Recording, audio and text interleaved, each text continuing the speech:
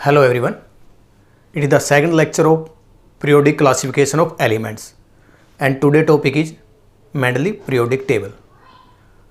जो हमने first lecture किया था उसके अंदर हमने स्टडी किया था डाबनियर ट्राइड्स एंड न्यूलैंड ऑक्टव्स यानी न्यूलैंड लाप्स ऑक्टव्स। जैसा कि आपको पता है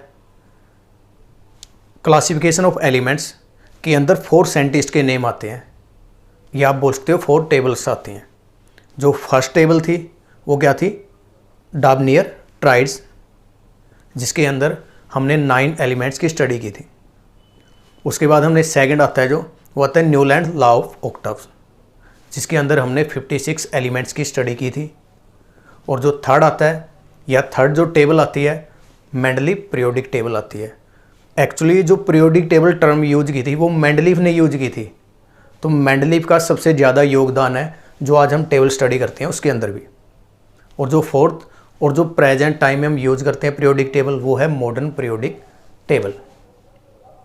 ओके, तो आज हम थर्ड वन स्टडी कर लेते हैं मेंडलीव पीरियोडिक टेबल। तो मेंडलीव पीरियोडिक टेबल मेंडलीव नाम के साइंटिस्ट ने दी थी, जिनका एक्चुअली नेम था दिमित्री मेंडलीव। और उन्होंने जो ये टेबल थी ये दी थी 1869 के अंदर। उनको फादर ऑफ पीरियोडिक टेबल भी बोला जाता है। एक रशियन साइंटिस्ट थे जिन्होंने इस टेबल के ऊपर काम किया था। वो टोटल 14 ब्रदर एंड सिस्टर थे। और जो दिमित्री मेंडलीव है वो इसका क्रेडिट अपनी मदर को देते हैं भाई, यानी जो मेंडलीव पीरियोडिक टेबल है उसका क्रेडिट वो अपनी मदर को देते हैं। ओके, तो स्टार्ट कर लेते हैं मेंडलीव पीरियोडिक टेबल। ओके, तो सबसे पहले देखते हैं जो टर्म यूज की थी पीरियोडिक टेबल, वो यूज की थी मेंडलीव ने। यानी मेंडलीव ने सबसे पहले जो एलिमेंट्स थे उनकी केमिकल प्रॉपर्टी को अरेंज किया था कार्ड्स के ऊपर, पेपर के ऊपर अरेंज किया था। और उस पेपर को उन्होंने दीवार पे फिक्स किया था। उसके बाद उन्होंने अरेंज किया था एक टेबल के ऊपर, इस वजह से बोला जाता है उनको पीरियोडिक टेबल। तो सबसे पहले डेफिनेशन स्टडी कर लेते हैं, what do you mean by periodic table. तो देखो पीरियोडिक टेबल क्या है, the table which classify the element in a such a way that element having similar property are placed in a same vertical column, जिनको हम बोलते हैं groups, is known as periodic table। तो periodic table का meaning क्या होता है, जिन elements की प्रॉपर्टी मैच करती है उनको एक टेबल में अरेंज करना या एक ग्रुप में अरेंज करना, उसको बोलते हैं हम पीरियोडिक टेबल। ओके, तो अब देख लेते हैं हम कुछ main points of Mendeleev periodic table, यानी मेंडलीव पीरियोडिक टेबल के पॉइंट्स क्या थे। जो फर्स्ट पॉइंट था वो क्या था, जो मेंडलीव थे उन्होंने अपनी टेबल को 6 पीरियड के अंदर और 8 ग्रुप्स के अंदर डिवाइड किया था। यानी वो पहले साइंटिस्ट थे जिन्होंने ग्रुप और पीरियड शब्द का यूज किया था। ठीक है, तो जैसे जो हॉरिजॉन्टल रो की हॉरिजॉन्टल रो कैसे होती है, लेफ्ट टू राइट, तो वो टोटल कितनी थी, 6 थी मेंडलीव पीरियोडिक टेबल के अंदर। तो कितने पीरियड्स थे, वो 6 थे, left to right 1 2 3 4 5 and 6। Okay, जिनको बोलते हैं हम हॉरिजॉन्टल रो HR। और 8 ग्रुप्स में डिवाइड किया था जिन्होंने, और ग्रुप्स को क्या बोलते हैं हम, वर्टिकल रो, यानी अप टू डाउन। तो वो टोटल कितने थे, 8। तो 8 कॉलम थे उसके अंदर। अब जो ग्रुप्स थे उन्होंने ग्रुप को सब डिवाइड किया था, यानी जो फर्स्ट 7 ग्रुप थे उनको उन्होंने डिवाइड किया था A और B सब ग्रुप के अंदर। फर्स्ट 7 को, 8 को डिवाइड नहीं किया था उन्होंने। 8th ग्रुप के अंदर 9 एलिमेंट्स को अरेंज किया था। ओके, और सेकंड पॉइंट आ जाता है उनका, elements are arranged according to increasing order of their atomic mass. यानी उन्होंने क्या देखा था कि जो एलिमेंट्स अरेंज किए थे वो किस वे से अरेंज किए थे, इंक्रीजिंग एटॉमिक मास नंबर, जिस तरह डॉबनियर ने किए थे या फिर आप बोल सकते हो न्यूलैंड ऑक्टव्स ने किए थे, न्यूलैंड ने किए थे। ओके, तो सेम बेस यूज किया था उन्होंने, वही नॉलेज यूज की थी इंक्रीजिंग एटॉमिक मास नंबर की, जो लास्ट टेबल के अंदर है। थर्ड पॉइंट आता है भी, element having similar chemical property in the same vertical column. तो उन्होंने क्या किया था, उन्होंने एक्चुअली जो मेन फोकस किया था वो केमिकल प्रॉपर्टी के ऊपर फोकस किया था। यानी जो केमिकल यानी जो एलिमेंट्स है उनकी केमिकल प्रॉपर्टी एक्चुअली में चेक की थी, और उन प्रॉपर्टी के हिसाब से जिसकी प्रॉपर्टी सिमिलर थी उन्होंने एक ग्रुप के अंदर उनको अरेंज किया था। तो उनका मेन फोकस किसके ऊपर था, केमिकल प्रॉपर्टी के ऊपर था। सेकंड फोकस था उनका increasing order of atomic mass number, यानी फर्स्ट फोकस उनका मेनली केमिकल प्रॉपर्टी के ऊपर था। ओके, अब देखो भाई fourth, elements having similar chemical property form oxide. अब केमिकल प्रॉपर्टी से मीनिंग क्या था, उन्होंने क्या किया था, ऑक्सीजन के साथ रिएक्शन करवा के देखी थी सभी एलिमेंट्स की O2 के साथ। ओके, उसको बोलते हैं oxide. And hydroxide having similar formula, hydroxide मतलब हाइड्रोजन से रिएक्शन। अब आपको पता है कि मैक्सिमम या सारे एलिमेंट रिएक्शन कर लेते हैं ऑक्सीजन और हाइड्रोजन के साथ, तो उन्होंने बहुत लॉन्ग टाइम तक, काफ़ी ईयर्स तक उन्होंने जितने भी एलिमेंट्स थे, यानी उस टाइम हमारे पास टोटल 63 एलिमेंट्स थे, ठीक है ना, तो 63 एलिमेंट्स को रिएक्शन करवा के देखी थी ऑक्सीजन और हाइड्रोजन के साथ, तो उनके ऑक्साइड और हाइड्राइड बना के देखे थे। अब जिस ऑक्साइड और हाइड्राइड की प्रॉपर्टी सिमिलर थी उसको उन्होंने एक ग्रुप में अरेंज कर दिया था। जैसे देखो लिथियम, सोडियम और पोटाशियम है, उन्होंने क्या देखा, जैसे लिथियम की रिएक्शन करवाई ऑक्सीजन के साथ O2 same O2 plus O2, तो क्या बनेगा भाई, देखो लिथियम की फॉर्मेशन आती है Li2O, सोडियम की फॉर्मेशन आती है Na2O और पोटाशियम फॉर्मेशन आती है N2O। तो देखो सभी का मैनर सेम है ना, तो इसका मतलब इनकी फिजिकल या केमिकल प्रॉपर्टी क्या होगी, इक्वल होती है। तो उन्होंने ऑक्साइड ड्रा करके देखे थे, बाद में उन्होंने राइट किया था इसको R2O की फॉर्म में। R क्या है, एलिमेंट, 2, ठीक है ना, ये वैलेंसी होगी उनकी, और O। उसी तरह हाइड्राइड बना के देखे थे उन्होंने, जैसे क्या देखा था, मान लो रिएक्शन कर लेते हैं हम हाइड्राइड के साथ, हाइड्रोजन के साथ, तो हाइड्रोजन की रिएक्शन मान लो LiH के साथ रिएक्शन करोगे तो क्या आएगा, 2LiH आएगा, तो आप LiH लिख सकते हो। उसी तरह सोडियम हाइड्रोजन के साथ रिएक्शन करेगा, NaH सोडियम हाइड्राइड आएगा। पोटाशियम रिएक्शन करेगा तो क्या आएगा, KAN, ठीक है ना, तो ये आएगा। अब ये कैसे आया, देखो जो लिथियम है उसकी वैलेंसी कितनी होती है 1, तो इसके नीचे 1 आएगा, और ऑक्सीजन की वैलेंसी कितनी होती है 2, तो इसके नीचे 2 आता है।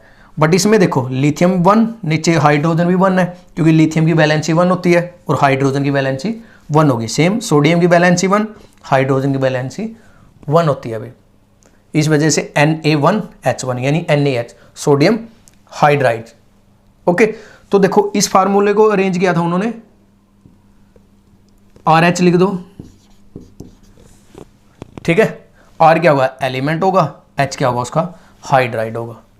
तो उस वे से उन्होंने ग्रुप डिसाइड किए थे, ठीक है।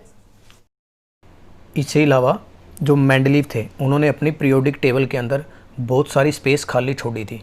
जैसे आपको पता है कि मेंडलीव के टाइम केवल 63 एलिमेंट ही फाइंड हुए थे, लेकिन उनको ये उम्मीद थी इससे ज़्यादा बहुत सारे एलिमेंट इस नेचर के अंदर हैं जिनकी प्रेडिक्शन उन्होंने कर दी थी। इस वजह से उन्होंने मेंडलीव पीरियोडिक टेबल के अंदर बहुत सारे स्पेस वैकेंट छोड़ दी थी। जैसे आपको पता है नोबल गैस उस टाइम तक सर्च नहीं हुई थी, स्कैंडियम, गैलियम ये सर्च नहीं हुए थे, तो उन्होंने उन खाली स्पेस की जगह शब्द यूज किया था एका, यानी एक एलिमेंट। एका संस्कृत वर्ड होता है जिसका मीनिंग होता है, न्यूमेरिकल मीन होता है one of the name of the preceding element, ई की ए, एका। जैसे स्कैंडियम, गैलियम एंड जर्मेनियम, तो उन्होंने इनकी प्रॉपर्टी की भी प्रेडिक्शन पहले ही कर दी थी। जैसे गैलियम है तो गैलियम के लिए उन्होंने यूज़ किया था एका एल्यूमिनियम, और जर्मेनियम के लिए यूज़ किया था उन्होंने एका सिलिकॉन, ठीक है। तो उन्होंने प्रेडिक्शन कर दी थी कि यहाँ कुछ एलिमेंट हैं, ठीक है ना। उसी तरह एका बोरन का भी उन्होंने यूज किया था। तो हम ये बोल सकते हैं कि मेंडलीव पीरियोडिक टेबल के बेस पे हमें बहुत सारे एलिमेंट्स को फाइंड किया है, यानी उन्होंने पहले ही प्रेडिक्शन कर दी थी कि बहुत सारे एलिमेंट अभी तक सर्च नहीं हुए, इन फ्यूचर वो सर्च हो जाएंगे, और उनकी प्रॉपर्टी का भी पहले ही एक्सप्लेनेशन दे दिया था। जिस तरह एका एल्यूमिनियम, तो उन्होंने एका एल्यूमिनियम प्रेडिक्ट किया था, यानी गैलियम, तो एका एल्यूमिनियम की जो प्रॉपर्टी उन्होंने बताई थी वो सेम प्रॉपर्टी थी गैलियम की। तो इस तरह हम बोल सकते हैं कि उनकी हेल्प से बहुत सारे न्यू एलिमेंट को फाइंड किया गया, ठीक है। तो ये थी मेंडलीव पीरियोडिक टेबल। नेक्स्ट हम कर लेते हैं लिमिटेशन, या फिर आप बोल सकते हो defects of Mendeleev periodic table. Now limitation या defects of Mendeleev periodic table. तो फर्स्ट लिमिटेशन क्या होगी, पोजीशन ऑफ हाइड्रोजन। देखो जो मॉडर्न पीरियोडिक टेबल है और जो मेंडलीव पीरियोडिक टेबल है, दोनों के अंदर हाइड्रोजन की पोजीशन में आज भी डिफेक्ट है, यानी मेंडलीव के अंदर भी और जो मॉडर्न पीरियोडिक टेबल, क्योंकि जो हाइड्रोजन की प्रॉपर्टी हैं वो मैच करती हैं फर्स्ट ग्रुप के साथ भी according to modern periodic table, और 17 ग्रुप के साथ भी मैच करती हैं। तो इस वजह से हम ये नहीं बोल सकते कि उसकी पोजीशन फर्स्ट पे आएगी या फिर 17 पे आएगी। या according to Mendeleev periodic table जो पोजीशन ऑफ हाइड्रोजन है उसको दिया गया फर्स्ट ग्रुप के अंदर, फर्स्ट ए के अंदर, लेकिन इसकी प्रॉपर्टी आप बोल सकते हो हैलोजन के साथ भी मैच करती है, फ्लोरीन, क्लोरीन, ब्रोमीन के साथ, यानी 7th ए ग्रुप के साथ भी। ठीक है ना। तो इन्होंने जो हाइड्रोजन की पोजीशन है वो कहाँ कर रखी है, फर्स्ट ए ग्रुप के अंदर, फर्स्ट ग्रुप के अंदर, बट उसकी प्रॉपर्टी किसके साथ भी मैच करती है, 7th ग्रुप यानी फ्लोरीन हैलोजन फैमिली के साथ भी मैच करती हैं। तो हम बोल सकते हैं कि पोजीशन ऑफ हाइड्रोजन भी करेक्ट नहीं है। ओके, तो सेकंड आती है, आप बोल सकते हो पूरी डिटेल नहीं है इसके बारे में। सेकंड आती है enables position of some elements. कुछ एलिमेंट की जो पोजीशन है वो करेक्ट नहीं थी।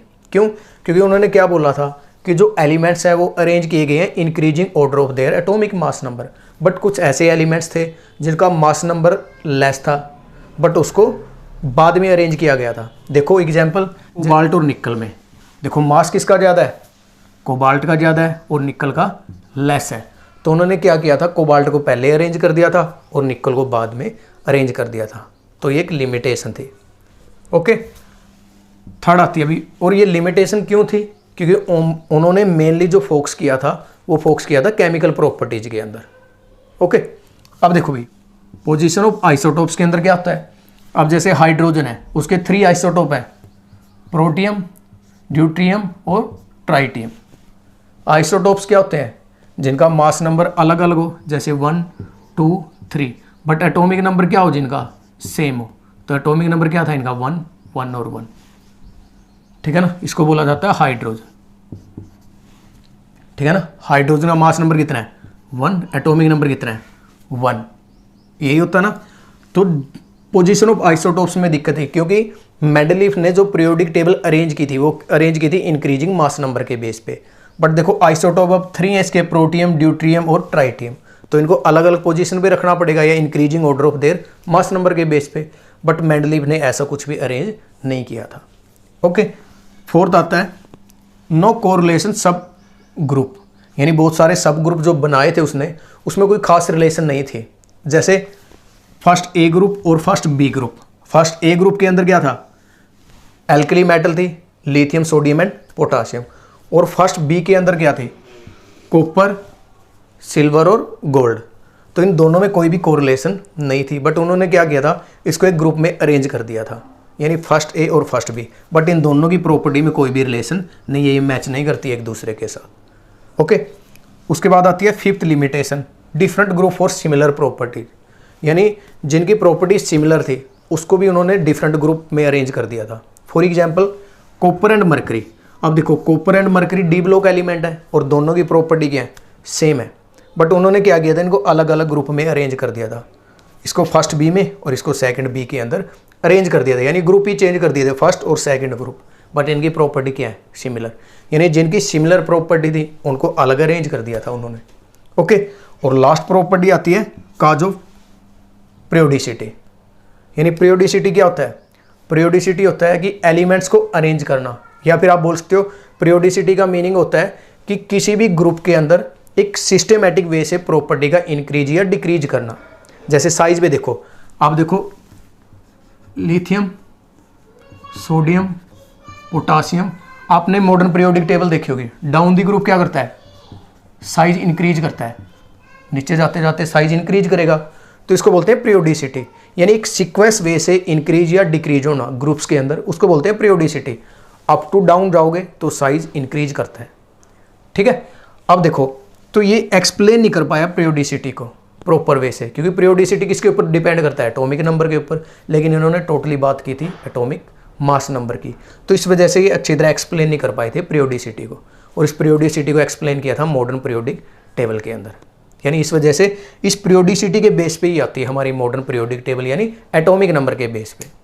ठीक है, तो ये थी आज आपकी Mendeleev periodic table. Thank you, have a nice day.